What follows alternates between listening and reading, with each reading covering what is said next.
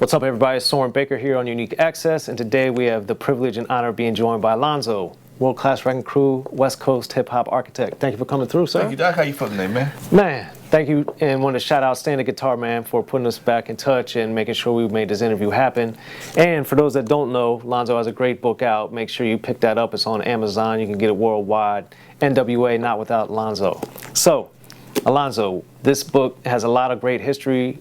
I recommend everybody buy it. And one of the things that I thought was very interesting about it was you have so much history in here, but kind of a contrasting thing was when you talked about how when Run-DMC came out to Los Angeles, their clothing and attire was so different from what you guys were wearing. Right. So why was that so jarring to you? Well, because back in that day, man, the musical vibe, clothing-wise, on the West Coast, we were all in skinny ties and baggy pants, and and when Run-DMC got out to play, they looked like bikers. They came out, they had their leather on, their tennis shoes wasn't laced up. We never we never did anything like that. No lace, laces in our shoes, and it was just a culture shock, man. It's like, hey, man, okay, cool, all right. Plus, it might have been the time of year. It was hot for us, but it might have been cold. It might have been in January, something like that, where it was cold back east, but it was hot as hell in California. So they were definitely somewhat uncomfortable.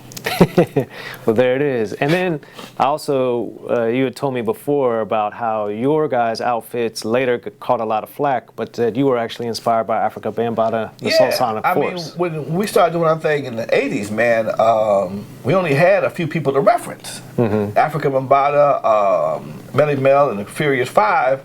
And we're from the West Coast, but we ain't cowboys. We couldn't do the feathers, okay? We wasn't doing no feathers and no super space stuff, so we settled on the sequence and bit a little the Prince move with the eyeliner.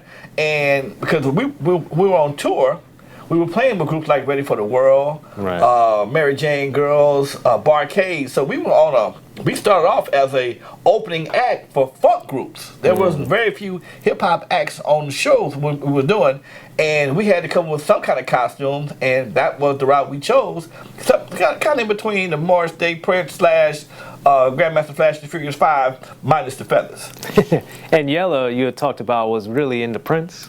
He was always into Prince. He pissed me off with that one, man, because he had the little lace glove, and sometimes he'd get on stage and do that little Prince move with the finger in the mouth. Man, get your goddamn finger out your mouth. And what did being from the West Coast, Prince obviously from Minneapolis, and being super established at that time, what was kind of the reaction that Yella in particular would get? Like, did people love it? Did they think he was biting Prince? Like, what was it? At that time, there was no real competition, and when he did that kind of stuff, it was automatically related back to Prince. Okay. And there was no hip hop counterpart, so there was no resistance. It was accepted. Okay. He was light-skinned guy. Yella was the shortest one. Well, Clientele actually was the shortest one. But by the time we hit the road heavily, Shakespeare came. Clientele was gone. Shakespeare came on. So Yella was the shortest one. He had the purple suit. He was a light-skinned kid, and he went into that Prince thing to the best of his ability, and it worked for him until he got to N.W.A. We can talk about that though. But the other funny thing was with the outfits and even the sound. Like, how would you say your sound was directly influenced by? Definitely. It was definitely influenced by Africa Bambaataa, Kraftwerk, with the arpeggiators on Juice. We were theme-based. That's why we had so many songs by Dr. Dre. Dr. Dre's, his doctor theme worked in so many ways for us, with Surgery, House Calls, He's Bionic, and a couple other songs we had that worked out for us. In fact, the whole plan was for everybody to get a song made about them. Right. That was the original plan. Yella had World Class was about Yella on the DMX. That was the drum machine of our choice at that time. And unfortunately, we never got around to Lonzo song. So we broke up when we got to Lonzo song. So it's interesting because given a lot of the stuff that we later had with the East Coast, West Coast beef, you talk a lot about in your book that when the East Coast artists would come, like Davey DMX taught Yella about scratching and how to do it. And LL, of course, on Bigger and Deffer worked with DJ Pooh and Bobcat and the LA Posse. Right. So what did you notice early in the game? And that's all way before America's Most Wanted by Cube. So which is famous for the East Coast West Coast collaboration. But for you, what did you notice through your clubs and your different work? What was the attitude and the demeanor of teaching you guys? It was things? we were a bunch of young kids just glad to start doing what we were doing. They were surprised to see that the club owner was so young. First of all, I mean, I'm the club owner, and everybody's around the same age, and we all doing things. So nobody knew nothing. I remember when we first, I first brought Run-DMC out, me and Jam Master Jay was kicking it.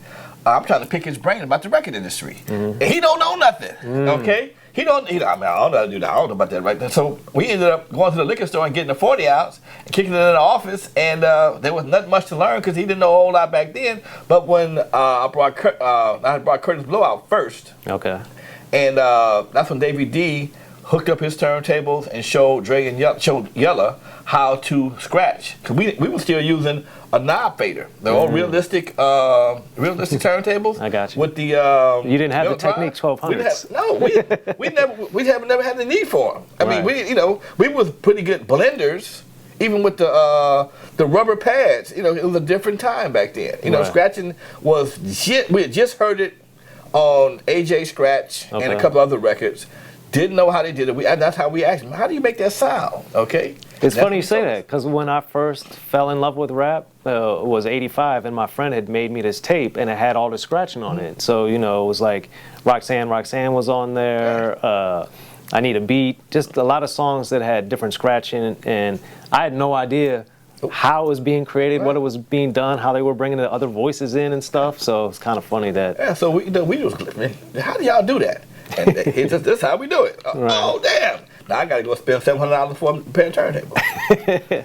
And I think it's funny, too, because the level of learning was so different, but then also the equipment. And I think people now, thanks to technology, it's so easy to record, it's so easy to mimic these different sounds. Right. But back then, I think it's important to explain, like, the process. It was, the whole recording process was totally different back then. I mean, you had to invest money into it.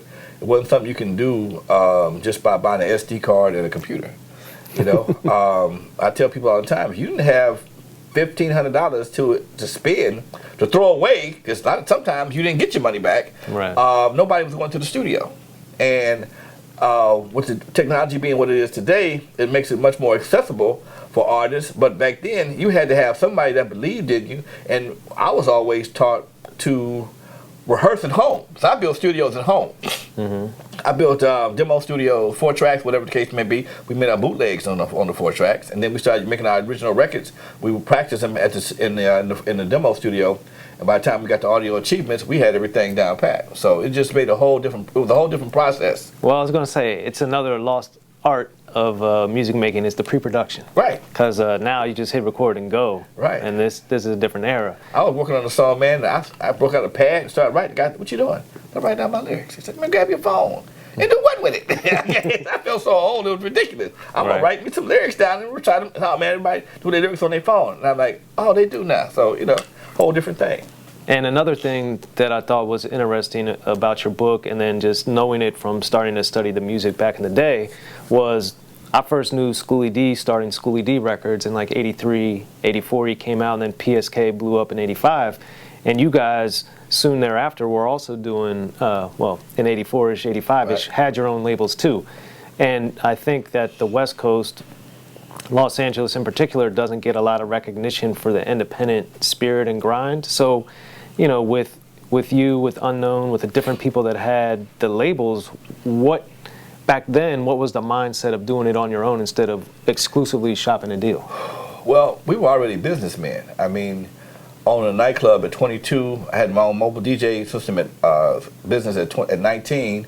22, I got the nightclub, so I was used to spending my own money and investing in myself. Okay. And when I got to the record business, I knocked on everybody's door. But because we came up around in the late 80s, in the early 80s, disco is just dying. And everybody was looking at rap as being like disco. This is a fad, it ain't gonna pass, it's just passing through. And I figured, well, heck, I'm gonna ride it while it's passing through, okay? I'm gonna hit your ride till it die, okay? Right. And that was the attitude. And that after the success of records like Sugar Hill Gang and Curtis Blow, it was like, man, let's do something. You know, because when the wave comes to California, I want to have a surfboard ready to ride, okay? And that was my philosophy. And like I said, we knocked on the Motown doors, went up and down Sunset, went to Santa Monica, Beverly Hills. Everybody that had a record, had a label, we knocked on their doors, and wasn't nobody checking for us. But because Wrecking Crew was already in the underground bootleg business, we knew how to make records. We knew how to, you know, the plating and the jackets and the whole 9 yards. We knew how to make records. So we just shifted our mindset to start doing something legit. Unknown and I were both doing that together. And he had his own underground label. I forgot what it was called. Mine was, he was Scratch Party. Mine was Xerox. You're talking about before Techno? Before Techno Hop. Yeah. Right. So we both were underground bootleggers. And I don't call myself a bootleg. We were underground mixers, okay? And but creators. Thank you. Underground creators. And while doing that, we learned the basic business, how to create, manufacture, and distribute records. And because my last job was at a record distributor selling records over the phone, I had a list of all the stores in LA, Nevada, and it became a situation where, okay, we got this part, we know how to make them, we know how to sell them. Right. Let's try it. And we started doing this, man. It was like, and there was no competition on the West Coast. You know, no matter what you made, if it rhymed and had a beat to it, you could sell it. And that's how we got started. Yeah, and I think it's impressive and important because of what later happened in West Coast rap with the explosion, mainly, of course, with Eazy-E and then N.W.A. Be sure to check out the History of Gangster Rap by Soren Baker. He's official. History of Gangster Rap features exclusive interviews with Ice-T, Snoop Dogg, MC Ren, the D.O.C, and dozens of others. The History of Gangster Rap, a definitive look at how Los Angeles changed rap forever. In Los Angeles, the streets definitely set the tone of the hip-hop music. At 19, I got a $50,000 car. My whole angle always was, I'll be street, but I will always tell you the horrors that go along with this life. It will be penalties and casualties for just wearing the wrong color in somebody's neighborhood. And once gangster rap made it from the streets to the TV, the genre exploded. With Fab 5 on Your MTV Raps with N.W.A. Yo MTV, it just catapulted us from being local heroes to national gangbang rappers. The History of Gangster Rap discusses it all from 1980 up till today. It's always gonna be shit happening in the streets. You know what I mean? So it's always gonna be something to talk about. The History of Gangster Rap in stores now.